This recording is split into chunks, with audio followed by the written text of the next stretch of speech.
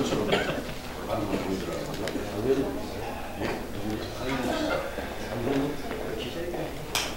이게 그건 뭐 대통령이 뭐 거짓말을 하는 거예요. 아니면 총리사가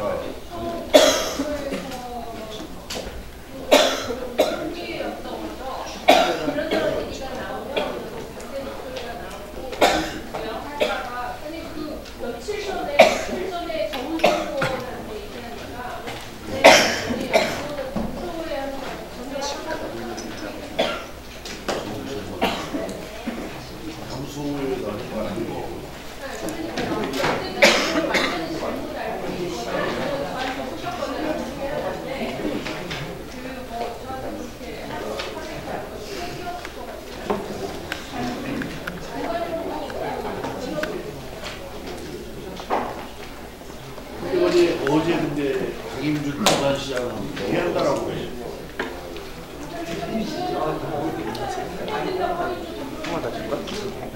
상이 갔다 오면서 지역에 재앙이 오는 걸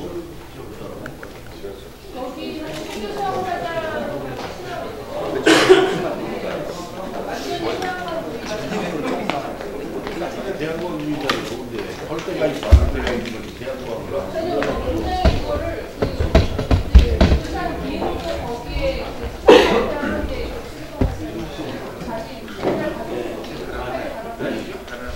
오늘 발언 좀 해보세요.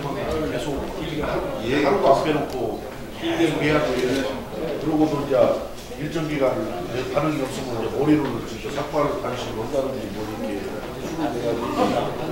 수를 내야지. 이걸 위원해가지고 한다고.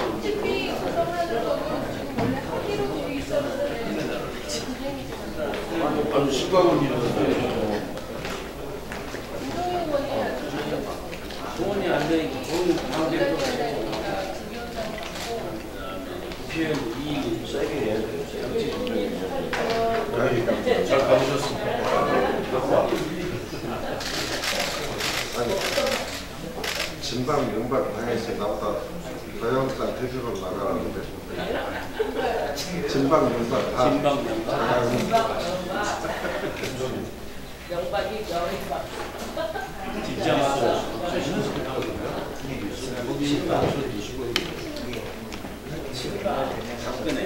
다 뛰어넘는 진방 명방이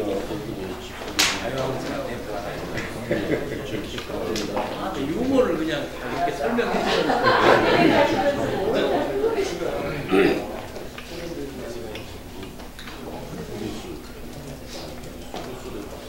아이고 만들었던 해대적으로 홍보하고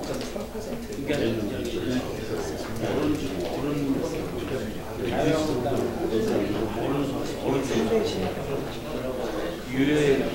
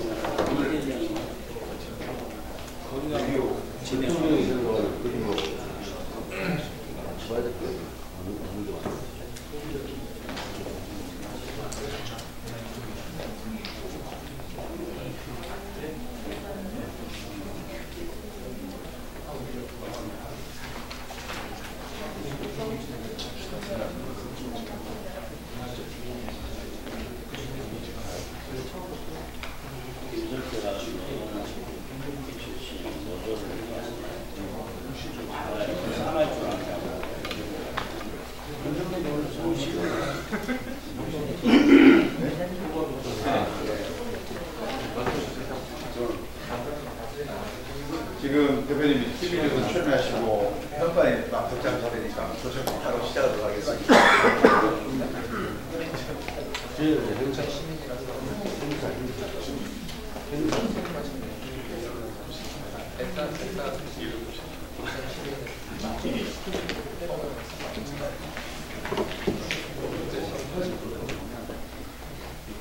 영양소 못 오시나요?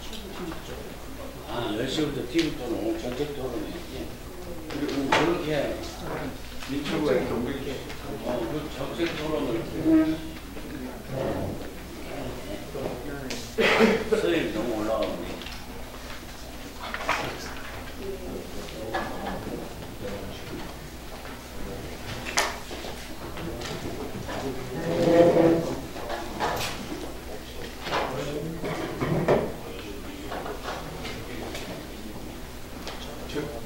박수성이 올리고 이렇게 조금씩 당기시고.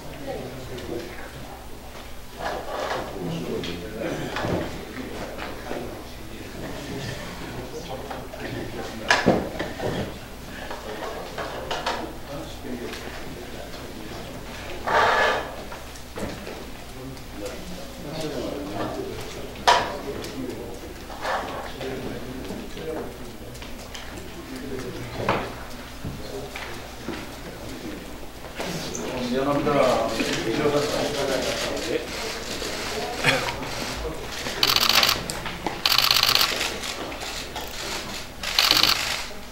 네, 제21차 최고위원 회의를 시작하도록 하겠습니다. 먼저 계획선언 하시겠습니다.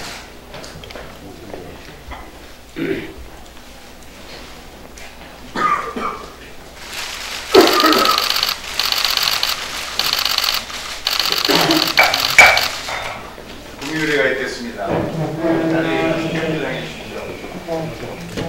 국회에 대하여 경례.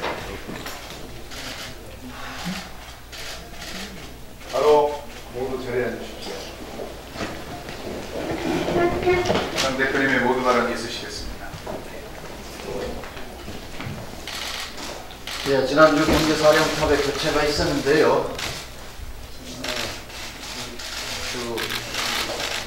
시작합니다.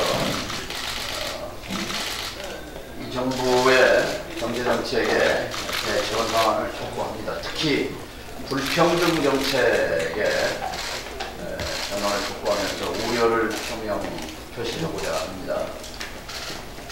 소득주도 성장의 효과는 나타나지 않고 있습니다. 소득주도 성장이 겨냥하는 것은 소득의 불평등을 줄이겠다는 것인데 오히려 소득의 양극화, 불평등은 더 심화되어 왔습니다.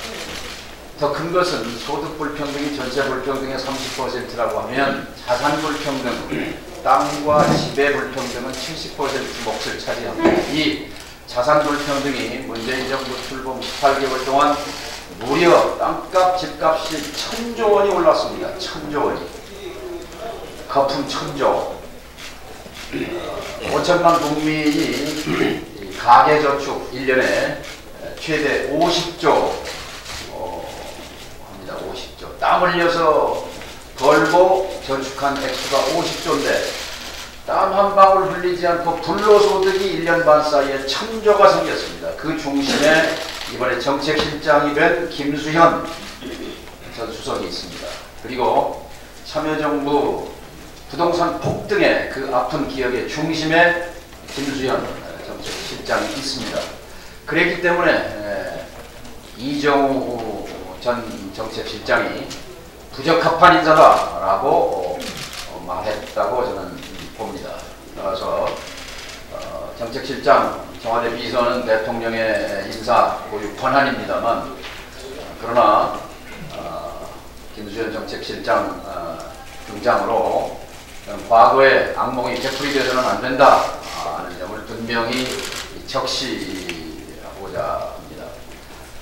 참여정부 때 부동산 폭등에 대한 책임을 인정할 것, 그리고 지난 1년 반 사이에 1,000조 원이 오른 서울에서만 아파트값, 단독주택값이 500조 올랐고 전국 합치면 1,000조의 거품이 생겼습니다.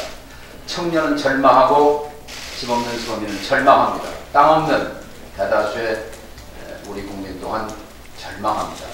이 현실을 직시하고 과거 부동산 정책을 경기 부양수단으로 치부해온 이명박 정권, 경제성장률 지킴이 수단으로 치부해온 박근혜 정권을 답습할 것이 아니라 정책의 대전환, 불평등 정책에서 자산 불평등을 키워온 지난 1년 반의 실패를 살펴보고 정책의 대전환을 촉구하는 것입니다.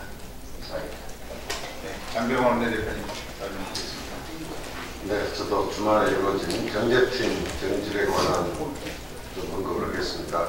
이 말로 나빠지는 경제지표, 경제팀 내의 그동안 불협화음을 강화할 때 다소 늦은 감이 있다고 생각합니다. 중요한 것은 단순한 사람의 교체가 아니라 제대로 된 인사의 교체고 잘못된 정책에 대한 반성으로부터 의미를 찾아야 한다는 것입니다. 특히 경제 전문가가 아닐 뿐만 아니라 과거 정책 실패에서 자유롭지 못한 정책 실장 운영은 문제가 있습니다. 새로운 경제시험의 핵심 과제는 역시 어려운 경제 회복에 있습니다. 지금처럼 경제가 어려운 때가 아니라도 정부 정책의 대부분은 경제 문제인데 비전문가의 비용은 하지 않아도 될 실험이고 급변한 경제 상황에 적절하게 대응할 수 있을지도 우려가 됩니다. 또한 대통령과 오랫동안 호흡을 맞춰온 실세 정책실장의 임명으로 정책실이 단순히 대통령의 조언하는 역할을 뛰어넘어서 실질적인 경제 사령탑으로 기능하지 않았다고 보여집니다. 이런 점에서 새로운 경제팀에게 세 가지를 좀 당부하고자 합니다.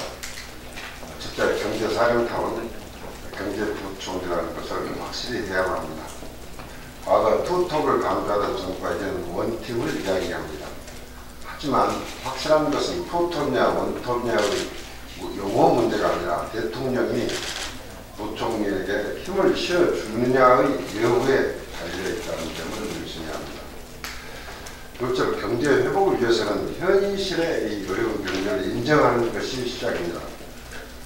올해 지난 9월까지 제조업 평균 가동률이 72.8%에 그쳤습니다. 외환위기 당시인 1998년에 66.8% 이후 가장 낮은 수준입니다.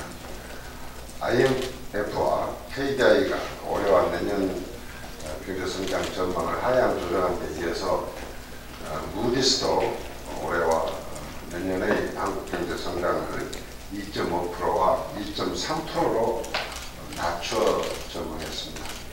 이런 상황에도 정부는 위기라는 단어 자체에 굉장히 거부감을 보이고 있습니다. 위기라고 인식을 하고 인정을 해야 해법도 내놓을 수 있는 것입니다. 자존심 때문에 경제 위기 대책에 실기를 하지 않기를 바랍니다. 셋째로 정부의 정책의 목표는 정권이 지향하는 이념의 실현이 아닌 국민을 편안하게 해주는 것이어야 합니다. 아무리 정부의 포용적 성장 정책 방향이 맞더라도 시장이 감내할 수 없는 속도로 가서는 안 되고 최저임금 등의 정책 수단은 시장 원리에 부합해야 한다는 점을 명심하기 바랍니다. 끝으로 다시 예결위 소위 구성 문제에 대해서 언급을 하겠습니다. 18대 국회까지는 소위 구성 인원이 15명이 아니고 그 전에는 7명부터 쭉 시작해서 늘어났습니다. 그런데 11명이나 13명의 위원으로 소위 구성할 때에도 비교섭단체를 꼭 포함을 시켰었습니다. 현재 비교섭단체 의원이 28명이나 되는데 28명의 의사를 결집하는 비교섭단체를 예결위 소위에 포함시키지 않는 것은 국회의 비례성의 원칙에 맞지 않습니다. 오늘 국회의장과 함께하는 교섭단체 원내대표 회동들에서 반드시 국회의장께서 이런 점을 원내대표에 주시시켜서 비교섭단체가 포함된 예결위 소위 구성을 마무리 지어주시길 간절히 바랍니다. 감사합니다. 네, 다음은 유승엽 최고위원님 발언드리겠습니다.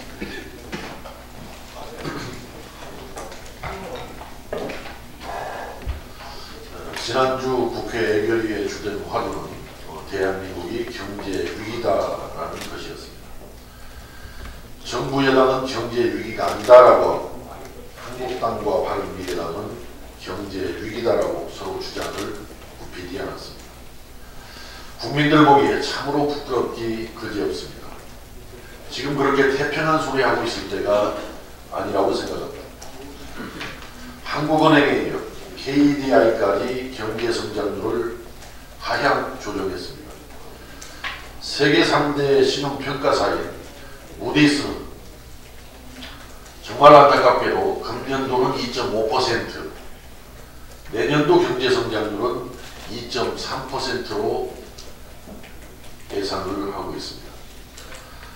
현재 고용은 최악이고 소비는 위축되었습니다. 외국인 투자가 빠져나가서 금리 인상을 해야 하는데 정작 가계부채 문제 때문에 하지를 못하고 있는, 이러지도 저러지도 못하는 매우 난감한 그런 상황입니다. 상황이 이런데도 위기가 아니라는 여당도 문제고, 이 와중에 내 탓인 것부터 인정하라는 야당도 문제입니다. 사실 이명박 박근혜 정부는 국정을 농단하며 적폐를 쌓으면서 경제까지 망친 정부들입니다. 정부 여당을 지적하기에 앞서서 자신들의 경제부터 인정하고 이실 직고해야 할 것입니다. 그럴 시간에 일단 경제부터 살려야 합니다. 이명박 박근혜 문재인 정부로 이어지는 경제정책 실패를 인정하고 경제난의 원인을 찾아서 정책 처방을 내놓아야 할 것입니다. 이런 측면에서 뒤늦게라도 정부가 경제살인탑을 교체한 것은 다행이라고 생각합니다. 그런데 청와대는 사람은 교체하였으나 정책 기조는 변함이 없을 것이라고 합니다. 축구팀 감독이 바뀌었는데 전략 전술은 그대로라면 도대체 감독은 왜 바꾼 것입니까? 도저히 이해할 수가 없는 일입니다. 이제 성적표가 나왔으면 인정을 해야 할 때입니다. 통계청장 바꿔서 성적표 잠깐 고친다고 해도 부모님과 국민들은 다 알고 있습니다. 이제 시간이 없습니다. 망친 중간고사 연연하지 말고 기말고사를 대비해야 합니다. 더 이상 실패한 경제실험 반복하지 말고 혁신과 성장 위주의 경제 기조로 과감히 전환할 것을 강력히 촉구합니다. 덧붙여서 말씀을 드립니다. 현재의 정책 기조를 바꾸지 않고 고수해 나가고자 한다면 장차 경제가 실패했을 때 누가 어떻게 책임지겠다라는 것을 지금 분명히 밝혀야 합니다. 아니면 말고식으로 가는 것은 국민에 대한 절대 불이가 될 수 있다고 생각합니다. 분명하게 만약에 경제가 살아나지 못하고 더 처참한 상황으로 갔을 때 누가 어떻게 책임질 것인지를 분명히 밝히고 경제정책을 수립하고 임명할 것입니다.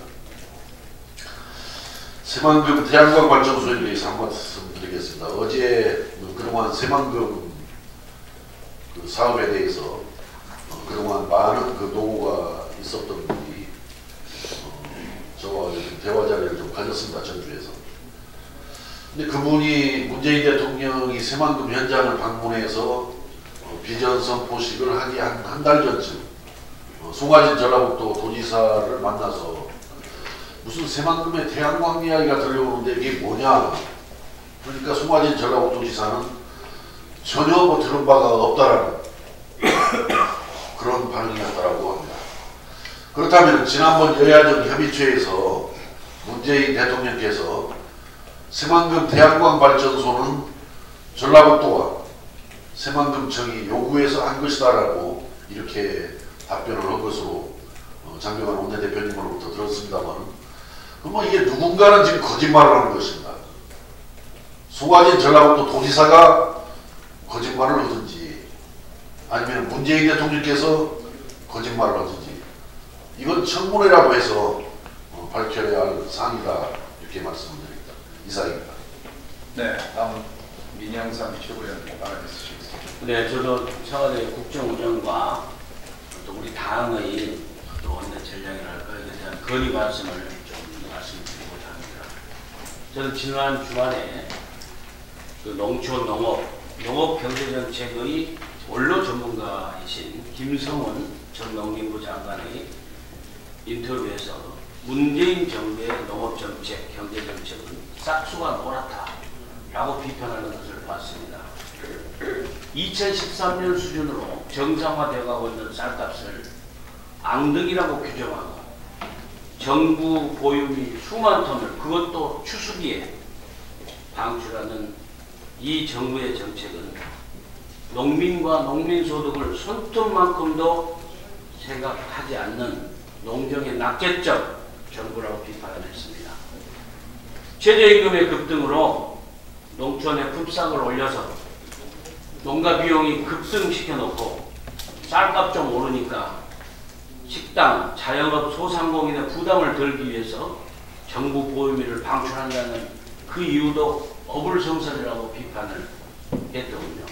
한마디로 이 정부는 농민, 자영업자, 소상공인 모두를 어렵게 만드는 최저임금의 급등을 포함한 소득주도 성장 정책을 고수하는 한 문재인 정부의 농정 및 경제정책은 싹수가 노랗다는 그런 내용이었습니다.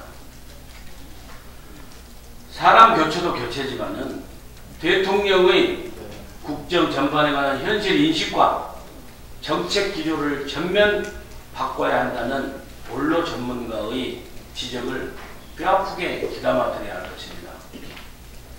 소리 없는 용박산 내각에 오만한 죄왕적 청와대 비서들만 보이는 게 착금의 대한민국의 국정 모습이 아닙니까? 얼마나 청와대가 오만하기에 청와대 경호처 5급 직원이 만취해서 민간인에게 폭행을 하고 내가 누군 줄 아냐는 이런 오만방자한 태도를 보이고 문체부의 국민연금 개혁안과 관련해서 청와대가 무슨 근거로 문체부 5급 공무원들의 핸드폰을 압수해서 수색을 하고 민정수석은 사법행정까지 관여하는 듯한 발언을 하고 비서실장은 장관을 대동해서 선글라스 끼고 군복 입고 전방시찰하고 대통령은 안 보입니다. 정말 가선거초 온선거가 아니라 비선거초 온선거. 비서들의 목소리가 높은 곳에 국민의 원성이 높아지고 있는 거 아닙니까? 그 비서들이 얄팍한 계략과 정치적 책량에는 능수능란한지 몰라도 우리 대한민국의 100년 대계를 생각하고 국정 운영을 하고 있다는 신뢰는 주지 못하고 있다고 봅니다.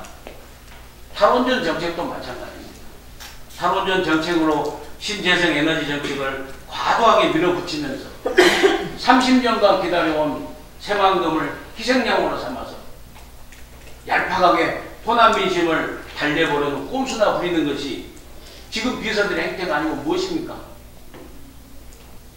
이제 정말 농민, 어민, 소상공인, 자영업자, 서민경제, 골목상권 등골 빠지게 하는 소득주도 성장 정책의 어두운 그림자를 과감하게 걷어낼 수 있는 실용적인 인재들을 대거 등용하고 문재인 정부의 성공을 바라는 개혁 세력의 연대와 협치에 나서야 할 시점이라고 생각합니다. 그리고 그 협치의 개혁연대 협치의 시작점은 바로 국회에서의 정치개혁, 민생 그대로 선거제도 개혁에 여당이 적극 나설 수 있도록 청와대와 대통령이 의지를 표명하고 힘을 실어주는 것이라고 생각합니다.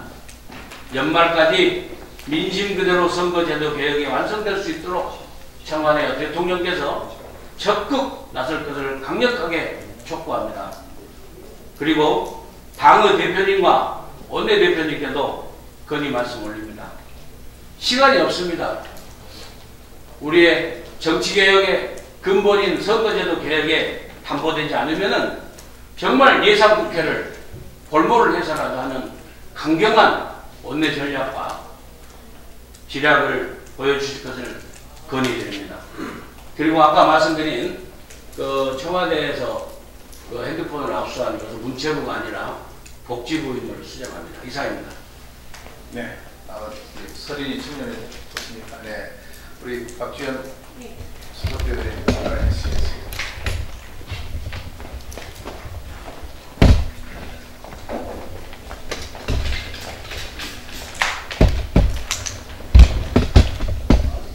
지금 정부가 새만금에 설치하겠다는 태양광 패널의 면적은 세계 최고입니다.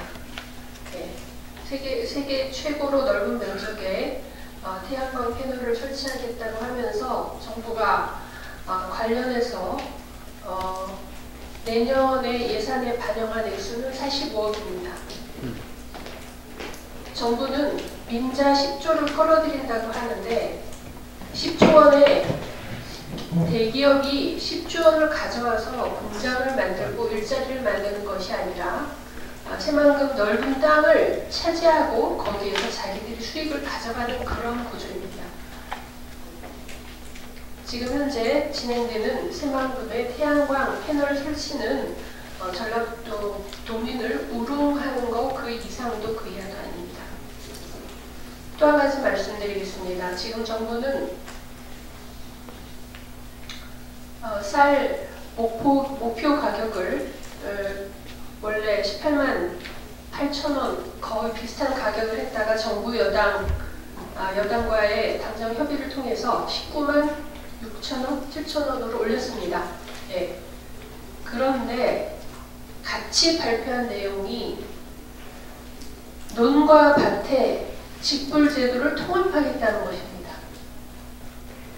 그리고 사실상 변동 직불금을 없애겠다는 것입니다.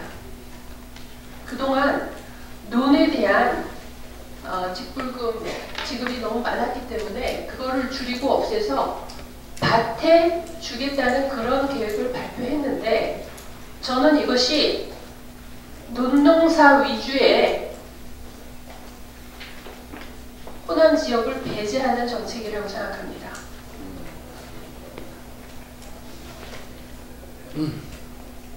지금 논과 밭의 생태적 가치가 확연히 다릅니다.